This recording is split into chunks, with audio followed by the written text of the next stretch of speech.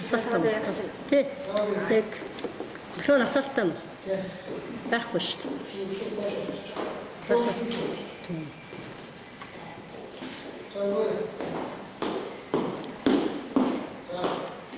За, урлагуудад авсан сэтгүүлчид үзэгчдийн өнөөдөр амгалан айлтгая. За, мөнгөд бас миний би өнөөдөр Ягамбын гол Цэнцрэнгийн сунди Аганбатар нарт хууль үйлчлэхгүй нэ гэсэн сэдвтэй хэвлэн багварлыг гэж байна. Энэ хэвлэн багвард бол одоо миний үйлчлүүлэгч Доржодын одоо хувьсалтай холбоотой ийм хэвлэн хурлаа. За, бид бүхэн мэдж байгаа төрийн эрхийн хууль бусаар авсан байх магадлал үхий тэмдэргийн шинжтэй бичлэг цацагдаад одоо 2 жил өмнө явагдсан бичлэг цацагдсан. За энэ бичлэг бол эхлээд цацагдаад бол хүмүүс анхаараагүй. Сая өнгөрсөн энэ Монгол Улсын ерөнхийлөгчлийн ээлж сонгуулийн үеэр бичлэгийн асуудал бол нэлээд хүчтэй байж энэ бичлэг өөрөө хууль одоо эвлүүлэг юм уу, хүү юм уу энэ хууль зөрчил үйлдэл мөн үү биш үү гэдэг нийгэм нэлээд олон асуудал дагуулсан. Тэр зүгт одоо олон улсын дуушлын шинжээчийн одоо шинжилгээгээр хүртэл ороод энэ бичлэг бол эвлүүлэг биш байна. Нэг дунд зэргийн өрөөнд хоорондоо зайтай зогссон хүмүүсийн аль бисны дуу бичлэг мөн байна гэсэн ийм одоо дүн шинжилгээ гарсан байгаа. За тэгэхээр өнөөдөр энэ 60 тэрбумын 90 минутын бичлэгт дуу хоолойгоо оруулсан улсын хурлын дарга Монгол Ардын намын дарга Ягамбын гол за нийслэлийн иргэдийн төлөөлөлтийн хурлын дарга бас нийслэлийн Монгол Ардын намын дарга Цэнцрэнгийн сунди за түүний зөвлөх буюу одоо шинэ Монгол хаадын захирал гэж хэлэгдэж байгаа Ганбаатар нарт бол одоо энэ асуудал холбогдож хууль хяналтын дуудаж шалгах ажиллагаа явагдахгүй байна. За уг нь шалгах үндэслэл байна уу байна. Одоо Доржодын өгч байгаа гэрчийн мэдүүлэг байж байна. 90 минутны бичлэг байж байна. Тэр үедээ тэр заалан сууж байгаа фото зураг нь байж байна. За олон улсын хэмжээнд хүлээн зөвшөөрсөн шинжээчийн дүгнэлт байж байна. Ингээд шалгах үндэслэл байгаад байдаг. Харамсалтай шалгахгүй. За энэ нь юуг харуулж байна гэхээр өнөөдөр төрийн эрх мэдэл байгаа энэ гэмтрэг үйлсэн байж болзошгүй гэж нэр холбогдож байгаа улсуудыг хамгаалж яана гэдэг ийм одоо үндэслэл харагдаж байгаа. Яагаад тэгэхээр зэрэг энэ Доржодыг одоо хууль бусаар баримтлах гэж цагдаа таниулыг хөдөлгсөн. Монгол Ардын намын хүсэлтээр улсын хурлын гишүүн авсан оюун гэрээлийн одоо орон байрны халдшгүй халдсан. Доржодууд удаадараа одоо дарамт үзүүлсэн. Тэгээ 90 минутын дуу бичлэгийг Монгол улсын одоо хууль хяналтын байгууллага шалгаж үзээд эвлүүлэг мөн үү биш үү гэдгийг дүгнэлт гаргахаас татгалзаж байгаа. Цааргалж байгаа. Энэ дүгнэлтийг одоо хүртэл гаргаагүй байна. Өчигдөрхөн одоо аюултай тэмцэх газрын дарга Инг Чаргал гэдэг хүн Монгол улсын ерөнхийлөгчд бүр ажиггүйгээр худлаа мэдээлэл өгөөс сууж байна. Цагдаагийн байгууллага шалгаж байгаа гэдэг. Энэ бол одоо ерөнхийлөгчийг үл хүндэтгэхээс гадна Монголын ард түмнийг үнэн бодит мэдээлэл авах энэ эрхэнд нь бол ноцтой зөрчиж байна. За өмгөөлөгч миний хувьд бол одоо бас энэ 90 минутын бичлэгийг эвлүүлэг мөн бишийн тогтоочих санаатай. Энэ Доржодов гэдэг хүний аюулгүй байдлыг одоо эрхчлөлтөд болох талаас нь маш их одоо явж байгаа. Харамсалтай нь манай хууль хяналтын байгууллага энэ дээр бол үнэхээр хэнэггүй хандж байгаа. Эргэн Доржодов гэдэг хүн бол одоо эрүүгийн хүчингү болсон хуулийн 133 одоо шинээр сая батлагдаад 7 сарын 1-ээс мөрдөгдөж байгаа эрүүгийн хуулийн 21-13-оор тэр гүйцэтгэх ажлын хуулийг зөрчсөн гэдэг ийм эрүү үүсгэх боломжгүй. Тийм бүрэлдэхүүнч байхгүй. Яагаад гэвэл тэр өөрөө тагнуул, цагдаа, мөрдөн одоо гүйцэтгэх ажил хийдэг хүмүүст хуулиа зөрчсөн бол эрүү үүсгэдэг ийм гэмтэрэг. Тэр гэмтэргийн заалт байгаа. Гэтэл зүгээр л эргэн Доржодыг өөрөөгөө баримтжуулах гэж MP3 авч авсныхын төлөө энэ одоо гэмтэрэг сэжигтнээр татчихад байгаа. Тэр зүйл одоо хэнийг Доржодыг энэ шүүхийн сэтгцийн эмнэлгээр хүртэл одоо сэтгцийн шалгуулсан байна. Энэ гэмтэрэг өөрөө бас сэтгцийн бүрэн бүтэн байдлыг шалгуулдаг гэмтэргийн төрөд ордоггүй. Тэгээ одоо энэ сэтгцийн эмчилгээний хариуг нь авъя гэдэг хүсэл тохиор одоо хүртэл өгөхгүй байна. Доржодов гэдэг хүн өөрийнхөө сэтгцийг шалгуулчаад өөрт нь ч тэр эмнэлгийнх нь хариуг өгөхгүй байна. Энэ бүхнээс хараад би юу гэж үзэж байгаа вэ гэвэл ер нь Монгол Ардын нам болвол энэ хууль хяналтын байгууллагыг өөрийнхөө эрх мэдэлд атгаж идэг. Хэрэг хийсэн бол цайруулж идэг. хэн хүссэн хүнийг хэрэгт хутгаж чадчихийдэг.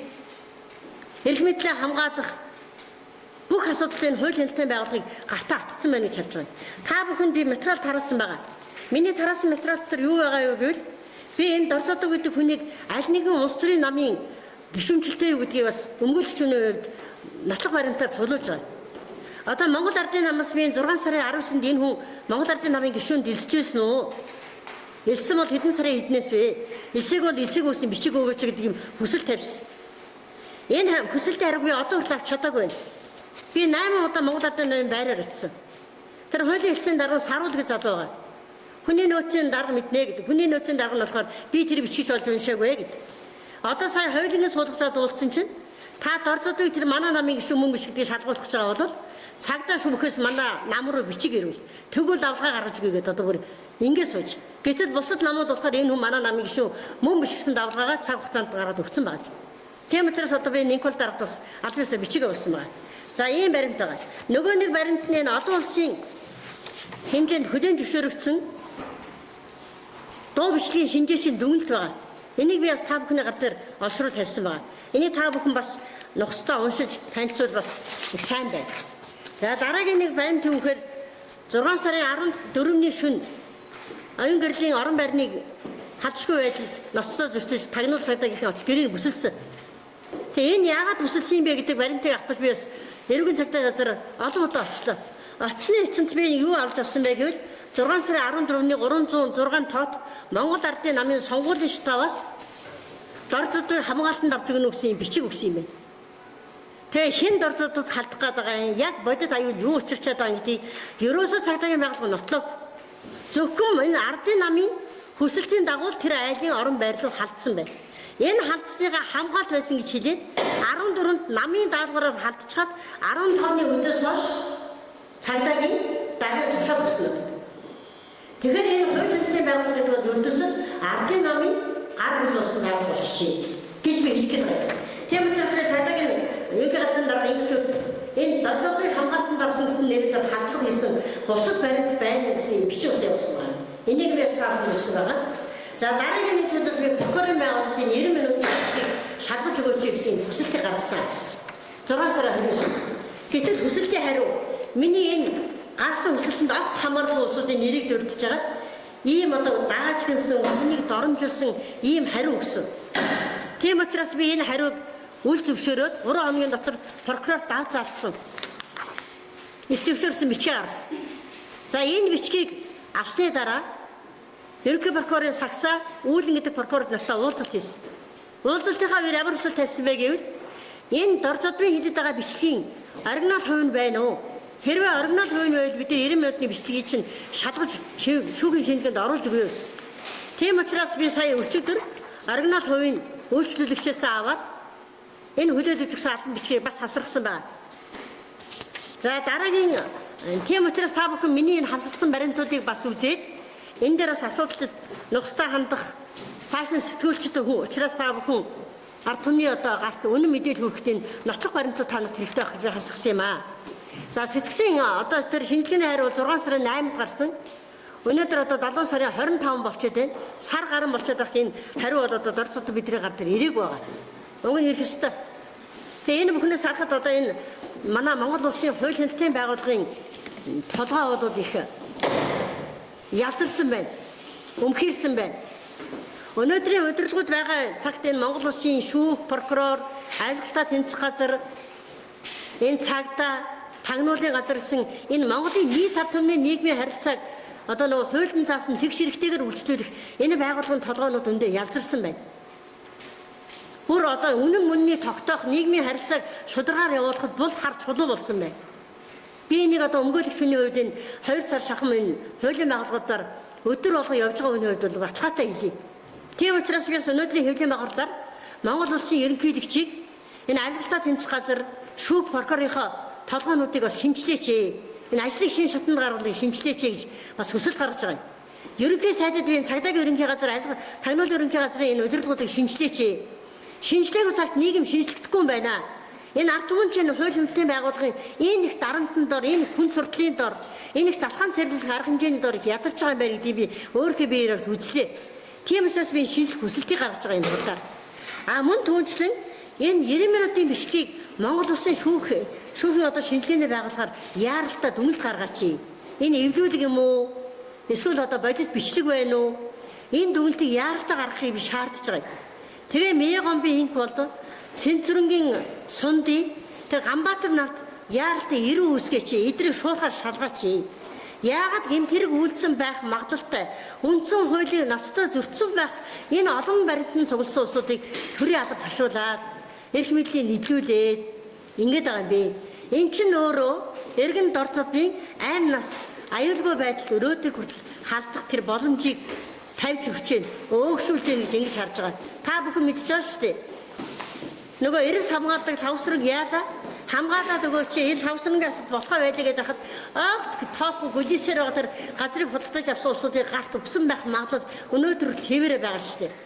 Яг дордодыг энэний араас оруулах вэ гэдэгт одоо өмгөөлөгч миний хувьд бол энэ хүний амь нас, эрүүл мэнд, эрх чөлөө, энэ хүний гэр орон үр хүүхэд хань жилтэйгээ эцэгтэйгээ байх, өргөн бүтэн амьдралтайгаа байх энэ боломжуудыг одоо хамгаалах юм үүрэг хүлээсийн өнөө хувьд би энд бол сэтгэл их шаналж байна. За одоо танай үйлчлэгч дооцолж чинь таамаагаа. Тэгээд 6 сарын 14-нд оюутны бэлтгэгээс өмнө хамаагчдаас гэсэн нэг яриа явуулсан шүү дээ.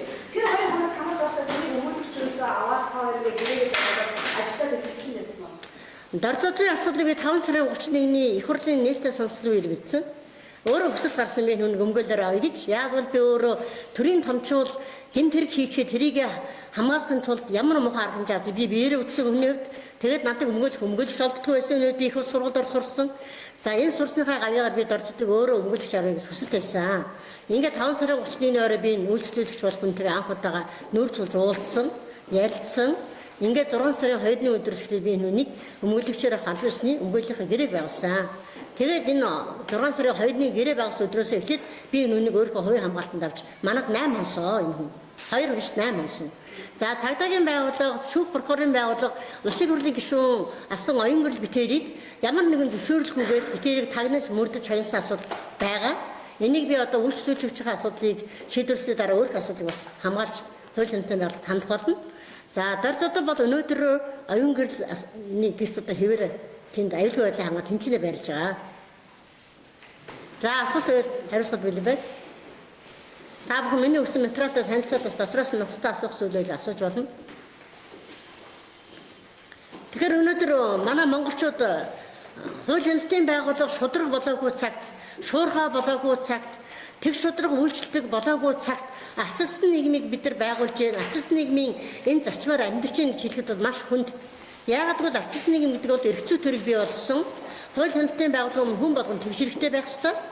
Хүн одоо хууль хяналтын байгууллагаас айж шочхгүйгээр үннээ тогтоох, харин хууль хяналтын байгууллагад одоо нүүр бардам очиж тэд аюулгүй байдлаа хангуулах ийм боломжийг одоо олсон байх ёстой. Харамсалтай нь ийм биш байна. Өнөөдөр манай хууль хяналтын байгууллага бол нэг намын Монгол Ардын намын прокурор, Монгол Ардын намын шүүх, Монгол Ардын намын цагдаа, Монгол Ардын намын тагнууд, Монгол Ардын намын арилгалтаа тэнцэх газар болсон байна гэж би хэлэх гээд байгаа юм. Тэгээ тийм биш гэдгийг нотлохын тулд энэ хэрэгт одоо нэр холбогдож байгаа улсуудад маш яралтай эрүү үүсгэж эдрийг таслан сэргийлэх арга хэмжээ авч хорж баривчилж энэ улсуудыг шалгах ёстой. Энийг бол би хатуу шаардж байна. Энийг бол хууль хяналтын байгууллагын өмнө хохирсон нийт хохирогчдын өмнөөс шаардж байна. Өөрийнхөө үйлчлэгч дорцодын нэрийн өмнөөс шаардж байна. Өөрөө одоо бас энэ сүүлийн үеийн хуулийн одоо хичээл номыг үзэж энэ эрх зүй төр одоо бас туйлын чухал хүн төрөлхтөнд хүлээн зөвшөөрөгдсөн одоо ганц үнэт зүйл байгаа гэдгийг би өөрөө мэдэрсэнийхээ хувьд бол энийг бас шаардах хэрэгтэй гэж ингэж харж байгаамаа. За асуулт тавьвал хариулахад бэлэн байна. Асуулт дуусна үстэйчтэй. За тэгвэл анхаарал тавьсан та бүхэнд баярлалаа.